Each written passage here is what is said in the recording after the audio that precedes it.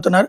Senior ఐపీఎస్ల పోస్టింగులపై DGP Harish Kumar Gupta రూపొందించిన జాబితాకు సమాంతరంగా రిటైర్డ్ డీజీపీ ప్రభుత్వ సలహాదారు ఆర్పీ ఠాకూర్ మరో జాబితాని సీఎంకు ప్రతిపాదించడంతో పీఠముడి బిగుసుకుందన్నటువంటిది హైలైట్ చేశారు. అయితే క్రూయిజ్ రాకకు వేళాయే అంటూ విశాఖ క్రూయిజ్ టెర్మినల్కి రానున్న కార్డియాక్ క్రూయిజ్ షిప్ జూన్ 24 నుంచి 3 సార్లు వైజాగ్ టు చెన్నై వయా పుదుచ్చేరి మీదుగా సర్వీస్, వచ్చేడాది కూడా 7 సార్లు నడవనున్న కార్డిలియా మరో సాగర విహారానికి సిద్ధమవుతున్న విశాఖ విహార ప్రపంచానికి విశాఖ నగరం మరోసారి సిద్ధమైంది. విశాఖపట్నం పోర్ట్ అథారిటీలో నిర్మించిన క్రూయిజ్ టెర్మినల్ నుంచి క్రూయిజ్ సర్వీసులు అందించేందుకు కార్డిలియా క్రూయిజ్ షిప్ రాబోతుంది. June 24 international cruise ship Visakha చేరుకోబోతోంది అన్నటువంటిది హైలైట్ చేశారు.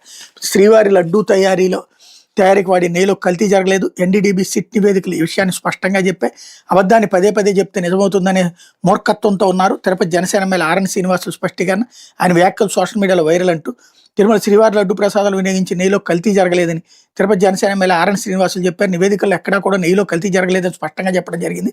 ఇది నచ్చక అబద్ధాన్ని పదే పదే చెప్తే నిజమవుతుందని మూర్ఖత్వంలో ఉన్నారు అని ఆయన స్పష్టం చేశారు. జనసేన ఆధ్వర్యంలో ఆదివారం తిరుపతి హరే రామ హరే కృష్ణ ఆలయం నుంచి గరుడ సర్కిల్ వరకు ర్యాలీ నిర్వహించిన అనంతరం మీడియాతో మాట్లాడుతూ ఆర్ఎన్ శ్రీనివాసులు వ్యాఖ్యలు చేశారు. అనంతరం ఆయన మాట మార్చి తిరుమల లడ్డులో కల్తీ జరిగిందని ఆరోపించారు.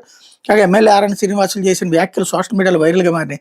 తిరుమల లడ్డు తయారీలో వినియోగించి నెయ్యిలో కల్తీ జరగలేదనే విషయాన్ని సాక్షాత్ ఆ సోమవారం ఆయన నోట పలికిచ్చారు. నెటిజన్లు జనం అభిప్రాయపడుతున్నారు అన్నటువంటిది హైలైట్ చేశారు.